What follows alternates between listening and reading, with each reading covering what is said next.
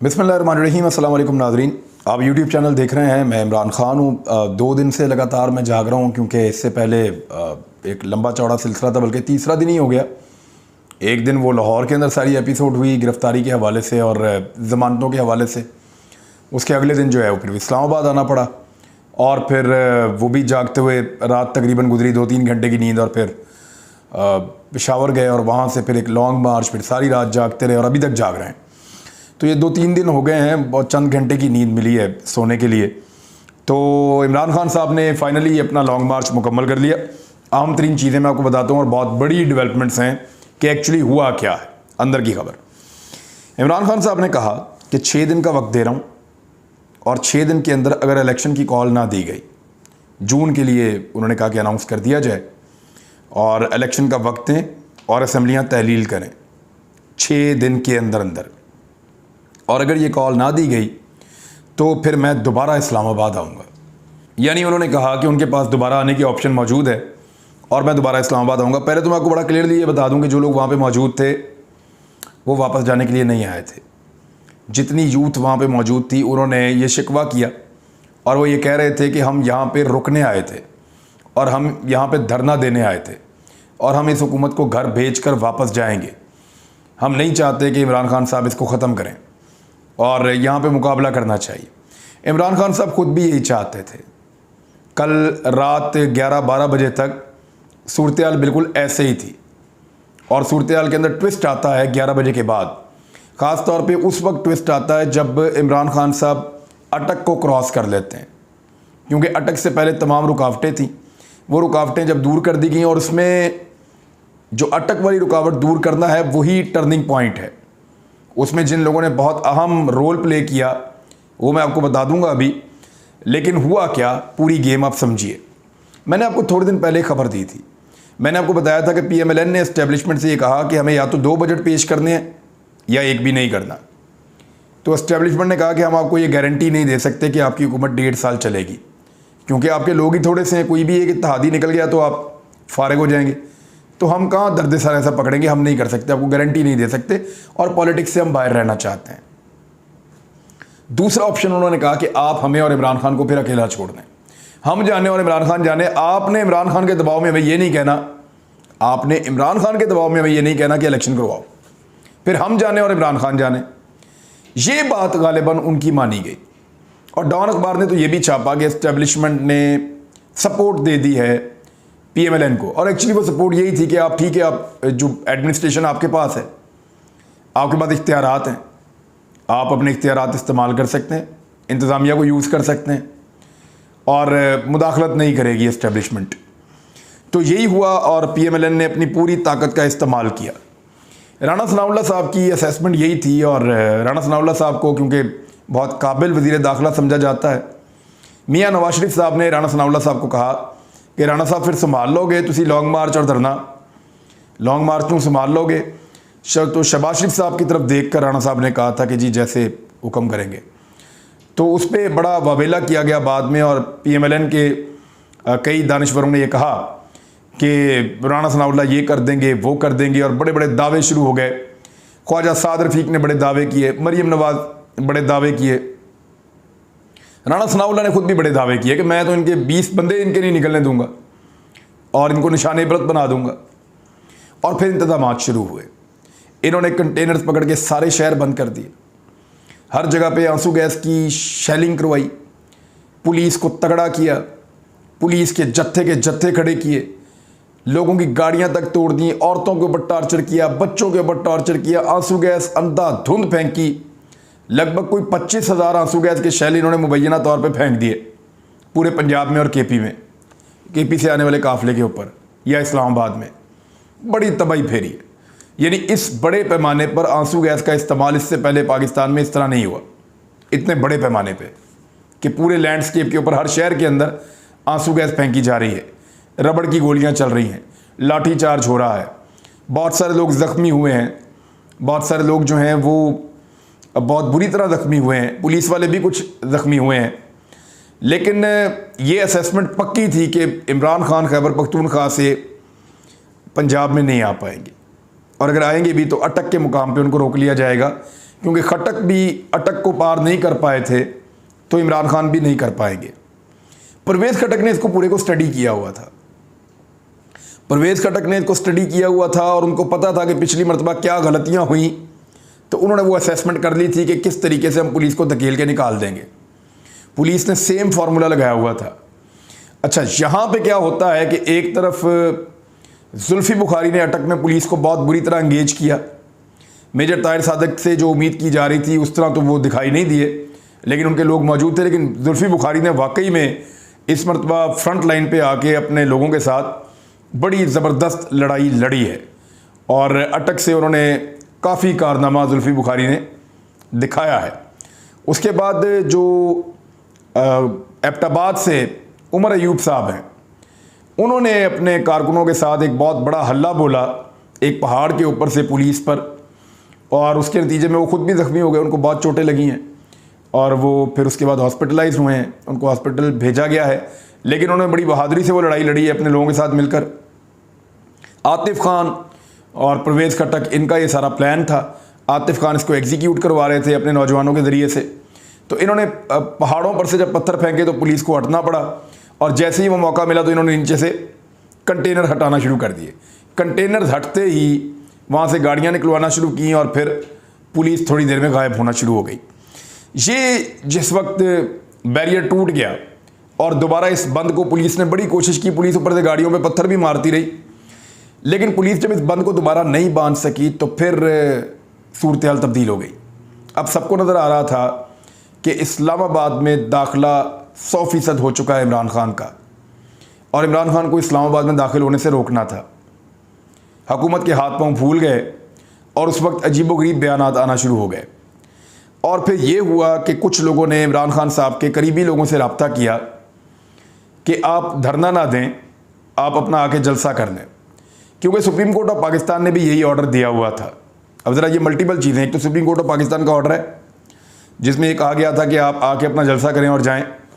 Number 2, कुछ बड़े लोगों के टेलीफोन आए हैं पाकिस्तान तहरीक इंसाफ के बड़े लोगों को, और इमरान खान साहब को ये पैगाम दिया गया कि आप धरना ना दें, आप एक जलसा कर लें और हम आपको यकीन दिलाते हैं कि चीज़ें ठीक हो जाएंगी, और जैसे आप कह रहे हैं वैसे ही हो जाएगा।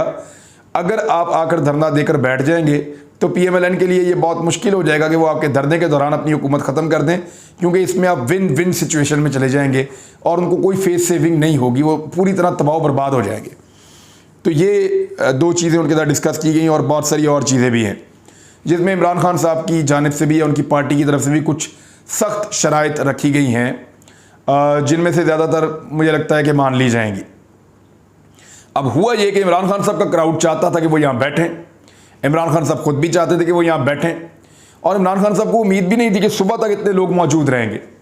जब ये काफ़िला इस्लामाबाद के अंदर दाखिल हुआ और जिस तरह का इनका इस्तकबाल हुआ, जिस तरह लोग साथ पैदल चलते हुए पहुँचे, तो साउंड सिस्टम कोई था नहीं, ट्रकों के ऊपर साउंड सिस्टम लगा हुआ था।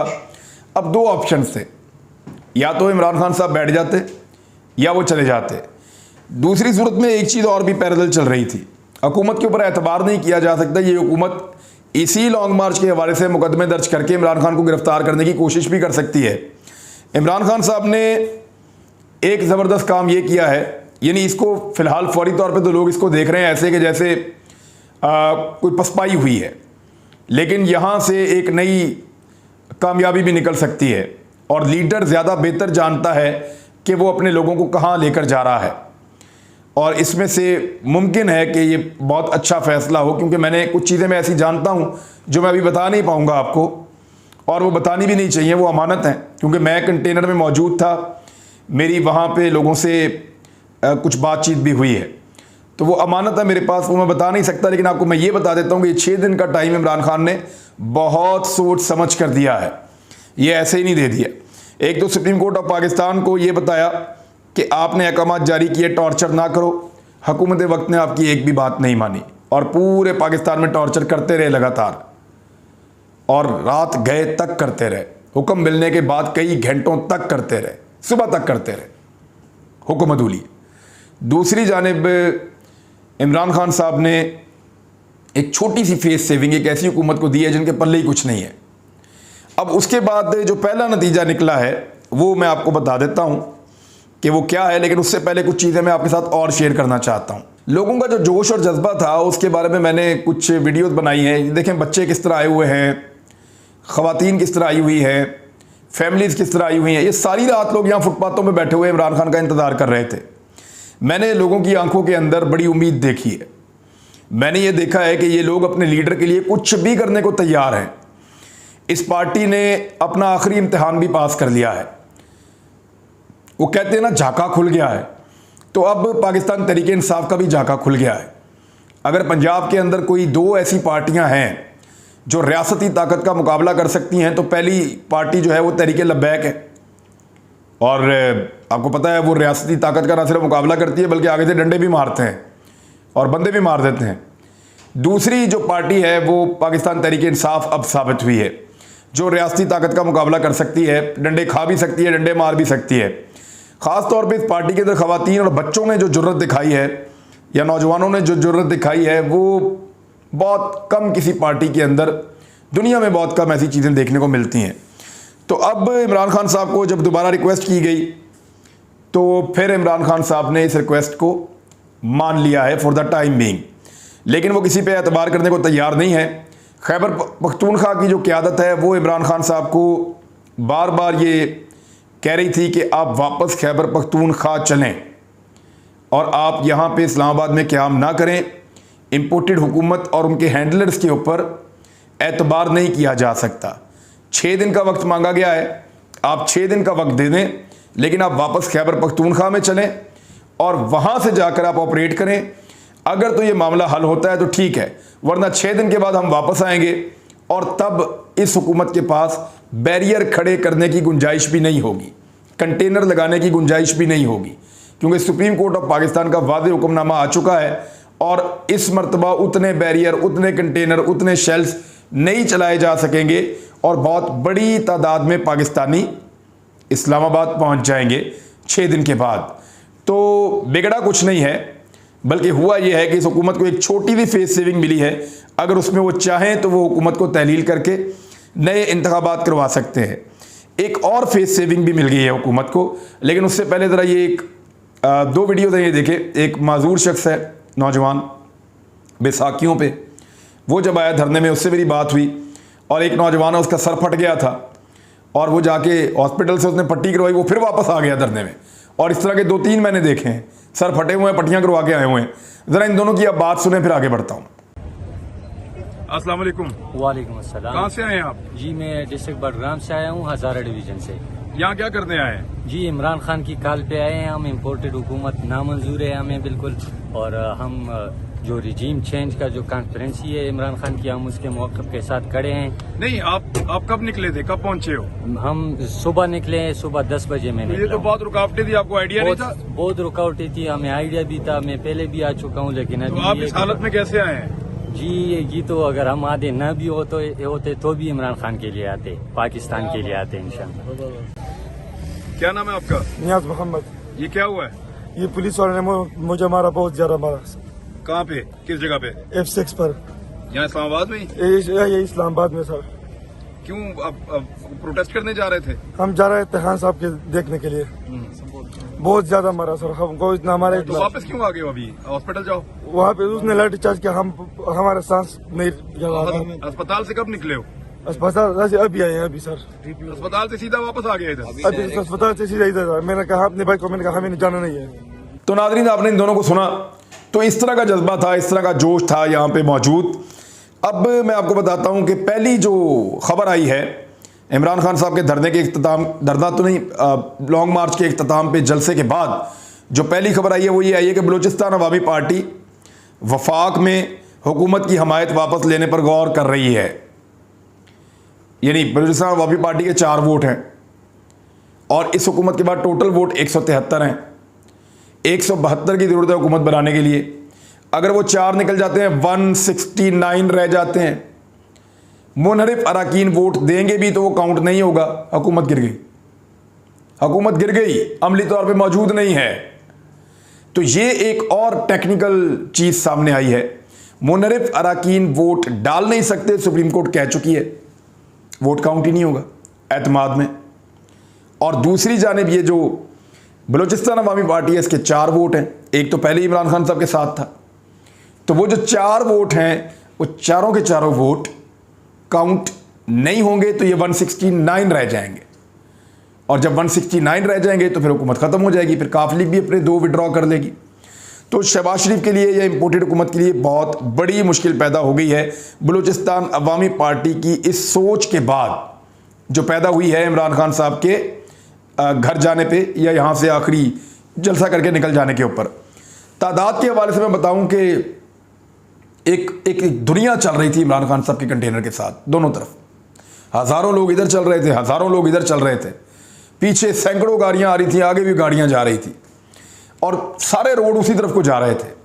यानी मैंने इतना बड़ा मॉब ऐसे चलते हुए नहीं देखा।